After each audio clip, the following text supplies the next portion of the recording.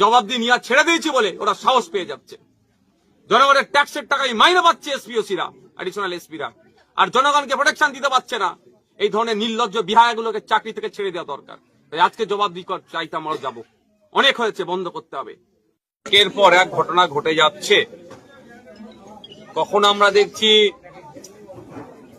দুর্গাপুরে গোরক্ষক বাহিনীদের তাণ্ডব, তো কখনো দেখছি বারাইপুরে গরিব টোটোওয়ালার উপরে প্রাণঘাতী হামলা। যারা হামলা চালাচ্ছে তারা হয় বিজেপির ব্যানারকে সামনে রাখছে, নাহলে আরএসএস বজরং মতো ধর্মীয় সংগঠনের ব্যানারকে সামনে রেখে এ ধরনের অনৈতিক অন্যায় কাজ হচ্ছে। গত কয়েকদিন আগেই রায়গঞ্জে রোহিঙ্গা বলে, বিদেশি নাগরিক বলে এক আর্মি পার্সনের উপর আক্রমণ চালিয়েছে। এই যে মব লিঞ্চিং হচ্ছে, এটা কেন বন্ধ হচ্ছে না?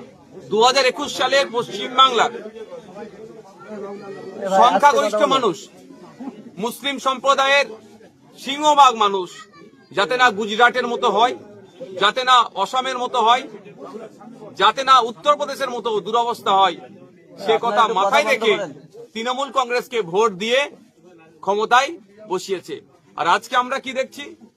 সরকারিভাবে তৃণমূল কংগ্রেস সরকারটা পরিচালনা করলেও বকলমে এই পশ্চিমবাংলা সরকার বিজেপি পরিচালনা করছে অথবা আরএসএস পরিচালনা করছে। অঘোষিত বিজেপি সরকার এখানে চলছে। এটা বন্ধ হওয়া দরকার। আজকে আমরা বিভিন্ন রাজনৈতিক দলের কর্মীরা ছুটে এসেছি যে এই যেটা ঘটনা ঘটেছে, এই ঘটনা না আগামী দিনে ঘটে। এটা সম্প্রীতিকে যেভাবে নষ্ট করছে, সাথে সাথে নাগরিক অধিকারকে হনন করছে। এই আতঙ্কের পরিবেশ তৈরি করা বন্ধ করতে হবে। এই আতঙ্কের পরিবেশ তৈরি করার সহায়তা দিচ্ছে, সহযোগিতা করছে বর্তমান শাসক দল।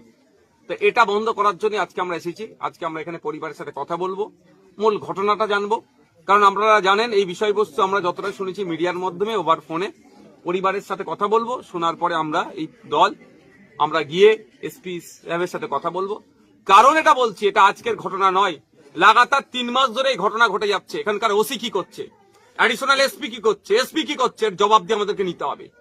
জবাব দিয়ে নিয়ে ছেড়ে দিয়েছি বলে ওরা সাহস পেয়ে যাচ্ছে। জনগণের ট্যাক্সের টাকায় মাইনে পাচ্ছে এসপিওসিরা, অ্যাডিশনাল এসপিরা, আর জনগণকে প্রোটেকশন দিতে পারছে না। এই ধরনের নির্লজ্জ বিহায়াগুলোকে চাকরি থেকে ছেড়ে দেওয়া দরকার। তাই আজকে জবাব চাইতে আমরা যাবো। অনেক হয়েছে, বন্ধ করতে হবে। ভোট নেওয়ার সময় ইউপি বিহার হতে দেব না, আর ভোটের পরে ইউপি বিহারের থেকেও দুরবস্থা হয়ে যাচ্ছে, এটাকে আমরা কোনোভাবেই মেনে নেব না।